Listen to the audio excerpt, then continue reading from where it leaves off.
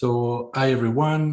We're now streaming on all our platforms, including YouTube. So today we have a CFIB presentation for you guys about the recommendations for the budget in 2021.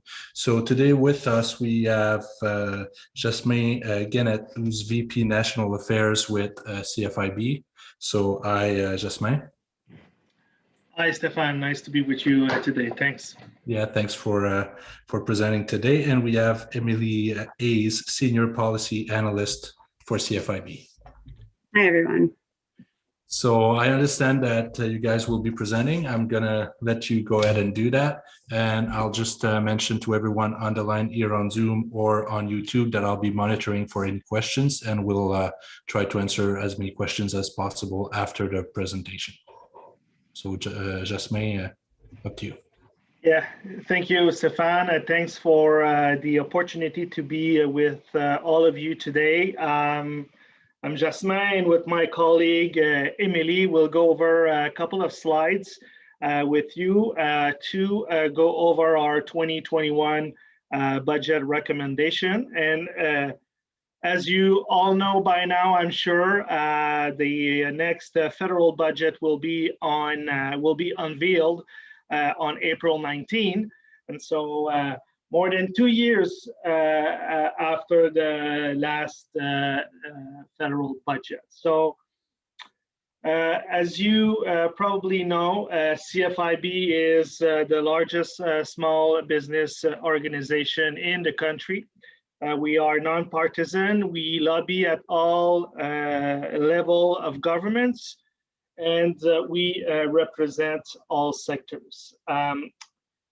Unfortunately, with the pandemic, many small businesses are no longer in business and or are unsure of their future. And so CFIB itself has 15,000 fewer members as we enter the second year of the pandemic.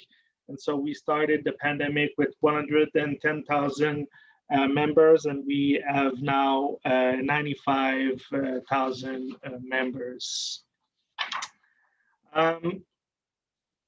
We have a tool that we call the Small Business Dashboard.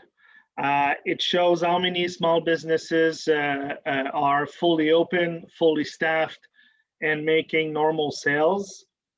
As you can see on the screen, these are our most recent survey numbers showing only 62% of small businesses are fully open and 44 are fully staffed.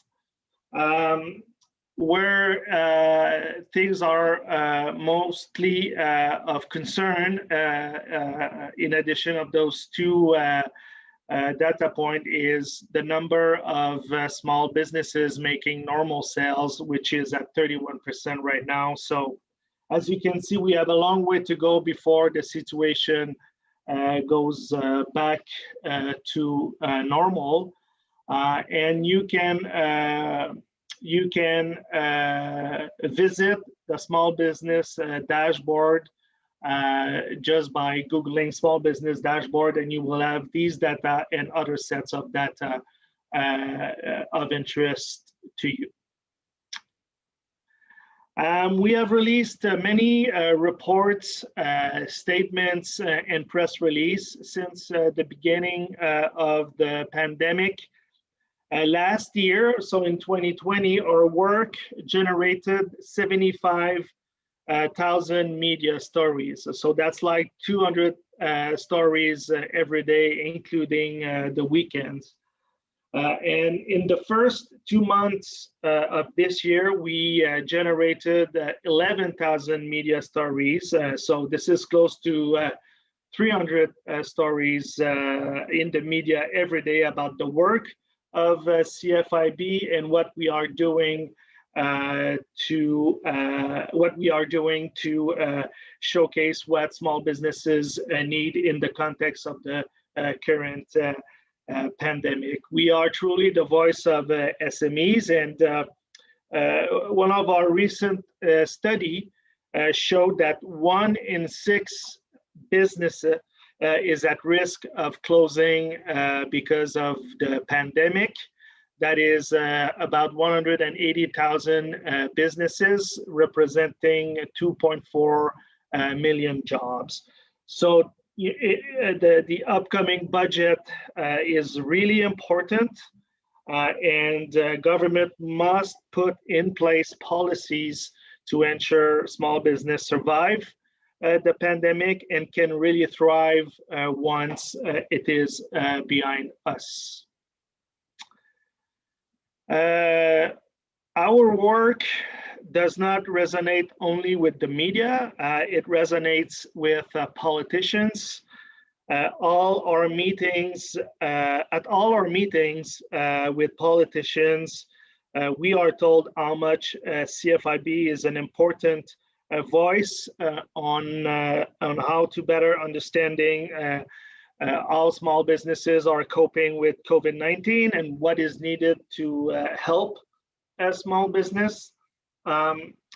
We have met in the context of the budget to be unveiled on April 19. We have met so far, and we are going to meet again many politicians from all parties to make sure that they understand what is needed for economic recoveries, the worries of small businesses, and so on. And so we have met with senior politicians from the Conservative, the Liberal, the NDP. We have also met politicians with the Bloc Québécois.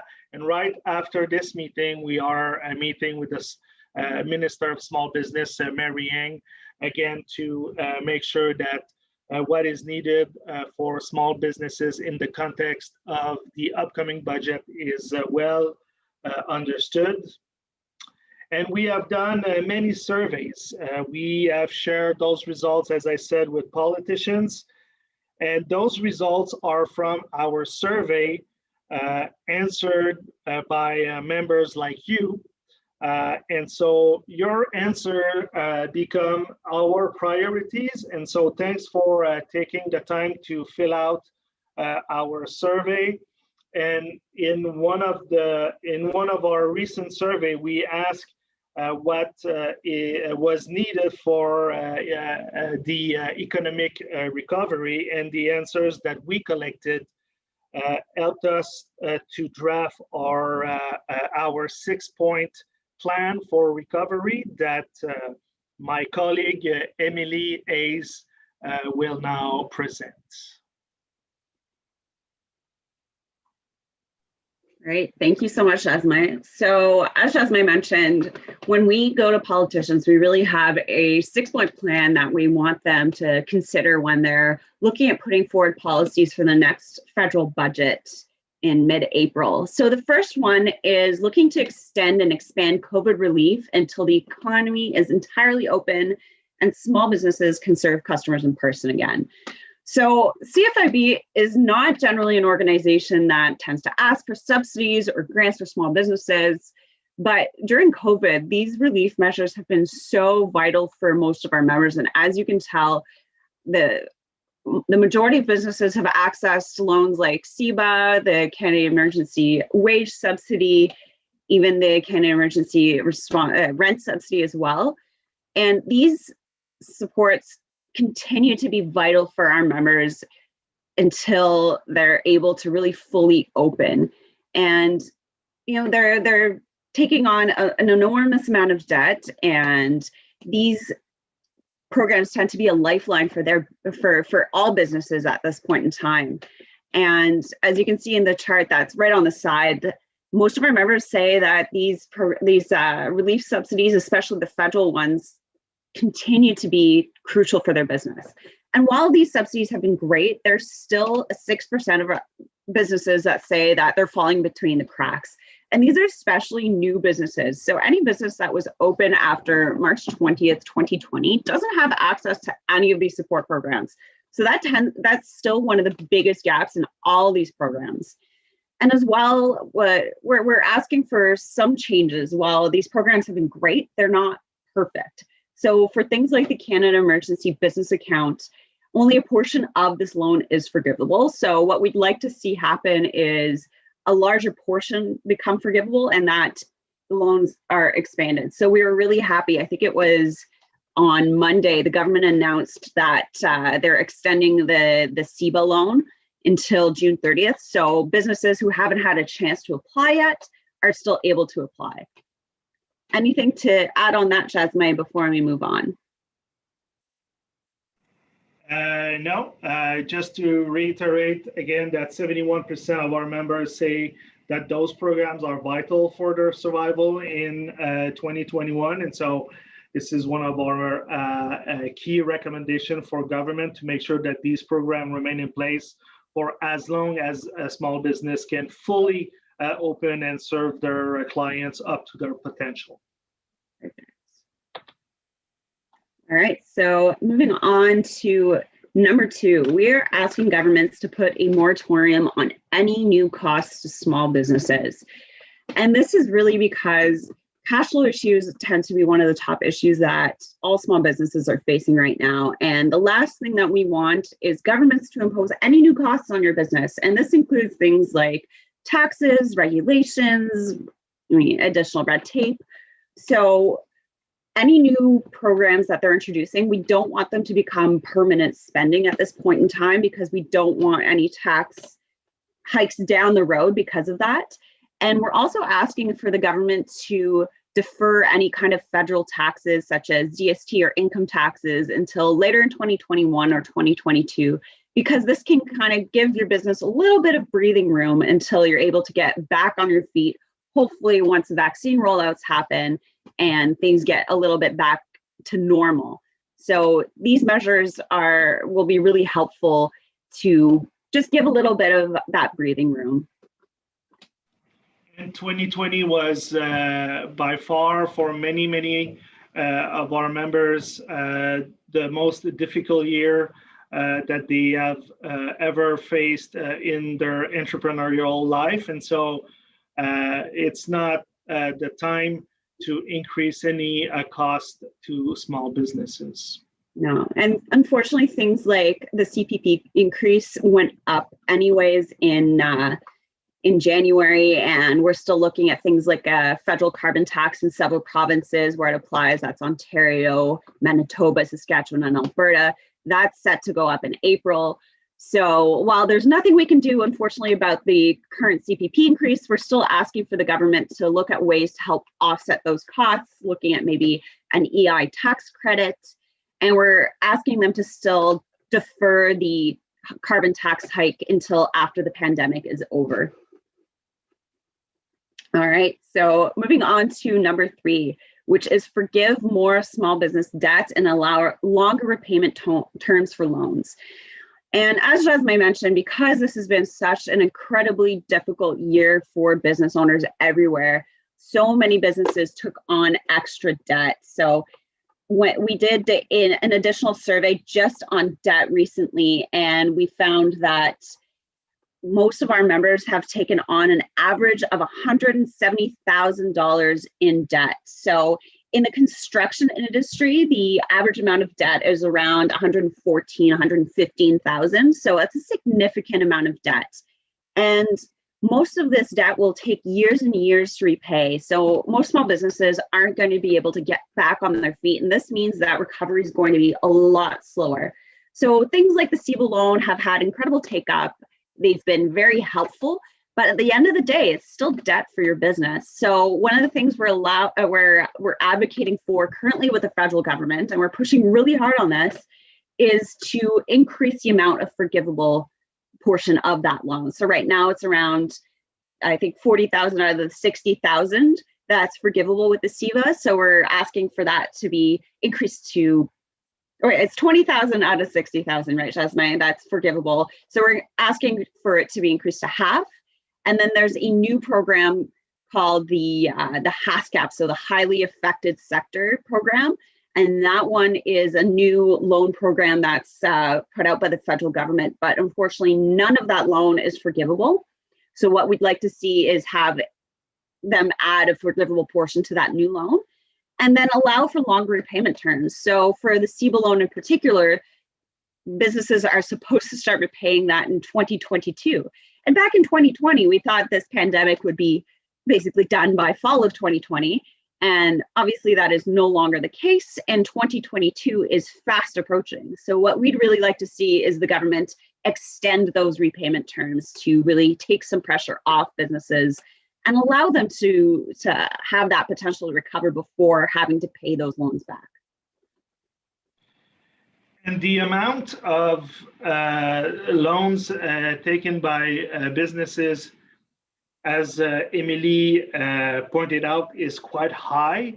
And many of those businesses had to take loan because they are in a difficult situation, not because they have made bad business decision, but because they were asked to shut down entirely or partially their operation to help fight the spread of the pandemic, to help fight the spread of COVID-19. And therefore, we believe that government must recognize the effort made by small businesses and make sure that more small business debt is forgiven and also allow longer repayment terms loan, just like Emily described. All right, moving on to point 4 is introducing significant hiring incentives. And this will be a key to economic recovery. So reuniting employers and employees. And I'm sure many of your businesses have experienced situations in which you've had issues hiring, or it's been more difficult or more expensive with CPP increases. So one of the things that we'd like to see the government do is introduce different incentives to either hire or train. So one of the things that we'd like to see is an EI premium rebate for helping with training costs for new and existing employees, as well as a premium rebate for employers who hire youth. So it's a lot more costly for your business to hire somebody without experience who's just coming out of school. So what we'd like to see is the government recognizing those additional costs on your business. So either through an EI rebate or looking at expanding the Canada's Summer Jobs Program. So they've made some significant changes because of COVID. They've introduced a 75% hiring subsidy. They've allowed students to work part-time throughout the year, extending it throughout the year. So we'd like to see those changes made permanent. And I think moving on to the next slide, I think we have it. Yes, there we go. So during the last 12 months, we asked our members if they've had any difficulty retaining or hiring people because they suspected they'd rather collect EI or other COVID-related income support benefits. So 43% of our members said that they've experienced this. And reading some of our survey comments, a lot of members in the construction industry have reported this as well, particularly if you're hiring just general laborers, because a lot of the time, if they're working part-time hours or even for minimum wage, they're actually better off taking some of the COVID-related income support benefits. So one of the things that we've been really pushing government, and we've been hearing from government officials that they know this as well, and they're on side, is that nobody should be better off either collecting EI or COVID-related support than they would be working. And this, I think, is something that's really starting to resonate with them, because at first what they were telling us is that, they wanted people to stay home, but as the economy is starting to reopen, we really do need people to get back to work. So not only introducing hiring incentives is important, but also ensuring that any kind of EI or COVID-related support isn't driving people to stay home. Because things like EI should be in place temporarily, but it should be helping people getting back to work. And another thing I wanted to note with any kind of training support, another thing that we're really pushing the government on in terms of training incentives is recognizing the informal training that employers do. Because a lot of the time, a lot of government programs, whether it's funded through the EI system or general revenues, are only funding kind of official training that's happening in official institutions. So what we know is, especially in the construction industry, especially in your industry, a lot of business owners are doing training on the job. You either have somebody shadowing your employees, you have somebody, learning right on the manufacturing floor. So these kinds of training are so important in small businesses, and we want government support to recognize the investments and the time and the money that it does take to train people on the job. And number 5 is making red tape reduction a priority. And this is something that we've been pushing governments on for years and years, and unfortunately became a little bit less of a priority for them during COVID. But at the same time, governments have really shown during the pandemic that when they have to move quickly and when they have to be innovative, they are. So we've seen governments push through regulations, for example, for patios, to allow restaurants to have patios on sidewalks or in parking lots. So when they want to, they can move fast. So we want to continue to encourage governments to be innovative when it comes to making changes to red tape and reducing red tape.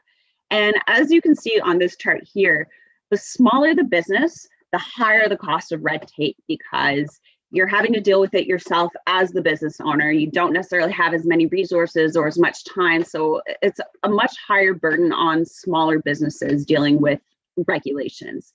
And regulations isn't just the paperwork or the forms. It can also be finding information easily and making sure that information is clear. So for example, not spending hours and hours and hours waiting for CRA to give you a call back or getting through on the telephone line. So that's one of the issues that we're working on. And we have meetings several times a year with CRA officials. We're in close contact with both the parliamentary secretary that is responsible for CRA as well as the minister. So this is something that we continue to push, and government is aware that this is an issue right now, and we're not going to stop pushing making red tape reduction a priority back on their agenda in terms of post-COVID relief.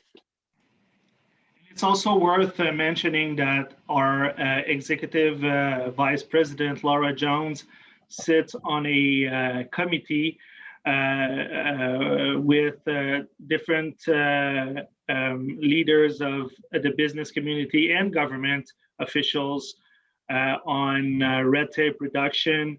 And so it is one of CFIB's top priority, and we are quite active on that file. Absolutely. All right. And our last point is asking the government to hold off on introducing any kind of consumer incentives until all small businesses can fully open and benefit. So we're not sure if or whether the government will be looking at consumer incentives, because there are so many reports that people have saved up money since there's really nowhere to go or nothing to do during COVID. But if they do decide to move forward with consumer incentives, we don't want them to start rolling these out before small businesses are able to really serve people in person, and that the narrative changes from stay safe, stay home to actually go out, shop, things are normal. Because what we fear if they start introducing them before that point is that these incentives will only benefit the businesses that have been really winning during COVID. So Costco's, Amazon's, the really big box stores. So we want any kind of consumer incentives to benefit small businesses at the end of the day. So this isn't necessarily something that we're pushing on. We're not pushing governments to introduce consumer incentives, but we're saying if you do, make sure that small businesses are the beneficiaries of any of these incentives. And the next 2 slides are just a summary of our recommendations. And Jasmine is just going to touch on a couple more points that we just wanted to highlight out of our pre-budget recommendations. Yes, thanks so much, Emily. So we just went through our 6-point plan for small business recovery. The last thing that we want to mention is some additional recommendations that we are making in the context of the budget. First, government should follow up on its promises to eliminate credit card fees on GST and HST. It's quite unfair for a merchant to pay fees for the taxes that they collect for government. So it was a promise. It was a Liberal Party promise in the last election. They have not pursued that, and so we are calling them to make sure that they follow up on their promises. Another recommendation to highlight is that we ask all parties and all members of parliament to support the private bill C208 so that the tax system is changed, so tax benefits are the same if you sell your business to a child as if you sell your business to an unrelated person. And so that bill has passed the vote, the second reading vote was sent to committee. The committee sent back the bill and a vote on its third reading should happen in the next couple of weeks. And so CFIB is quite supportive of that bill to make it easier to sell a family business to a family member. And so we are quite active as well on that file. And the last thing we want to mention is, and it's related to our red tape priorities that was highlighted by Emily a little bit earlier, is we want to see the federal government to continue to play its leadership role and work with the provinces and territories to help remove interprovincial trade barriers. As we will move out of the pandemic, trade within Canada, or international trade for that matter, can really play a positive role in making sure that we have a strong economic recovery, that we have a strong small business recovery. And so we're asking government to, the federal government, to play its leadership role on that front as well. Yes, and it's not just, trading goods between provinces, but it's also the ability to have employees work between provinces as well. So it's about harmonizing regulations such as, say, working from heights training. So in Ontario, making sure that if you take your work from heights or training there, that it is recognized in other provinces such as Quebec. As we like to say, gravity works the same way across all provinces. So any training that you receive in one province should be accepted in other provinces. So that's all for our pre-budget recommendations. So again, Stefan, thanks for the opportunity. And if there are any questions, we remain available to answer those. Yeah, so we do have one raised hand in the chat room here. So we have Jordan. I'll patch you in, Jordan. Just assume you have a question to ask directly. So yeah, I have a question. Oh, I actually don't have a question. Sorry, my apologies. It hit the. Okay, you're good. Thank you. I muted him. So specific to small businesses in Ontario, are we saying that's one of the biggest impacts across Canada, I presume? In restaurants, specifically, and the hospitality industry in that respect. Pardon me, you cut out for a second. I didn't quite catch your question. So I just wanted to see, as far as percentage of restaurants being affected within Canada, I presume, as far as shutdowns go, Ontario makes probably a majority, or at least large portion of those numbers.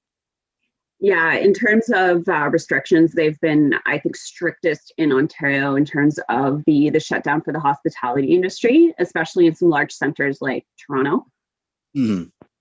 So And, Definitely. But if you ever have questions about specifics to your industry, we can pull out that data. Oh, fantastic. Thank you so much. Yeah, Emily is right. Some of the restrictions in Ontario has been the hardest in the country, especially in Toronto and in Peel region. Some restaurants there have been mostly shut down. More than half of the year, starting from March 2020 up to now. The hardest hit sectors by the pandemic are restaurants and hospitality, personal services as well, hair salon and business like that, arts and recreation, businesses like gyms, for example. So all those data, all these points of data and information is available on our website. And if anyone would like to receive some of that, they can reach out to us and we'll be more than happy to share those results with you. Yeah, I think it's a good opportunity to remind everyone here watching this video that as a Fenestration Canada member, you're automatically a CFIB member. So your membership with us gives you a membership with CFIB. So any type of questions, I know you guys have business lines for all types of questions. So, as a FenCan member, we do have access to that. What CFIB is presenting is something that we can stand behind, as you saw. But if you have any questions, really, at any point, there's always the CFIB line. You can contact us directly at FenCan, and we can put you in contact with the right person at CFIB. I can't stress enough the fact that I would like to see more and more of our membership to use that huge benefit that they can get from being members with us, which is this CFIB membership. Because as you mentioned at the beginning of your presentation, you did lose some members because of the pandemic, but your numbers still look pretty good to me in terms of advocacy and credibility in the industry, not only in the industry but at a government level, right? So. And that 95,000 that are still currently members are only our paying members. We are still servicing around 110,000 members because we're not cutting anybody off from our services just because they can't pay for them at the moment. So we are carrying quite a few members who just aren't paying, but they're still able to access our business resource services. So for anybody who has questions about how the federal programs are working, whether they can qualify, what kind of training supports are available for your business, we really do encourage you to call our business resources line. So that line, there's a direct number now. So if you guys want to take it down, it's 1-833-568-2342. That's for the English line. And then for the French line, it's 1-833-568-3234. So we have around 20 counselors across the country. They're happy to answer any of your questions. They've become kind of experts in some of the COVID relief programs right now. So I just want to note they can't answer any kind of legal questions or accounting questions, but they are really great for answering any kind of general HR questions. I want to hire someone, or I want to fire someone for the first time. I'm not sure how, or what kind of COVID support benefits are available to my members? Do I qualify for the wage subsidy? So they're really there to answer those kinds of questions, and they can really help you figure those things out. And we even have kind of a direct line to CRA. So one of our team members, Rachel, is connected with a lot of the officials at CRA. So we're really able to get issues solved rather quickly if you do call our business resource counselors. And to give you a sense of how much we have helped businesses since the start of the pandemic, just last year alone, we received 78,000 calls. And so our record year was 2019 with 40,000 calls. And last year it was 78,000 calls. helping business owner navigate the different programs, helping a business owner navigate any type of questions that they add, just as Emily explained. So. Yeah, and another perk is, sorry, go ahead. Yeah, I was just going to say, it was even to the point where some government departments, their phone lines were actually referring callers to our counselors, because our counselors actually knew more than the government for certain things. Yeah, I feel the last year and a half was pretty hectic. So it's we went to anywhere we could find information at some point, and it's and hopefully now we're getting slowly out of it, but challenges are going to be different, but there's still going to be challenges. And I feel like, as I said, like, I'm just talking to the members again, like, please, like, use that huge benefit that you get with your FENCAN membership, because this is gonna help you in the like short term and long term, but also, like, the more members using the service, like, the stronger the advocacy is. So I think I'm really happy that and like, we get presentation like today's presentation because of this nice and great partnership between the two organizations. So we really want to keep that going. And I'm pretty sure we'll see you again in a few months. We're always reaching out. So if you guys don't mind, I would appreciate to have you in a couple months again. Yeah, please don't hesitate to reach out to us. We will be there and happy to chat with you and your members. Awesome. Anytime you want any more specific data, we can always, because we have so many members, we really can pull out data specific to your industry. So any issues that you guys are concerned about, whether it's apprenticeship training or different tax credits, please let us know. We're happy to make it really tailored to your needs. Perfect. Well, thanks again. Thanks, Jasmine. Thanks, Emily, and hope to talk to you soon. And then again, if you have questions for people on the line, just let us know.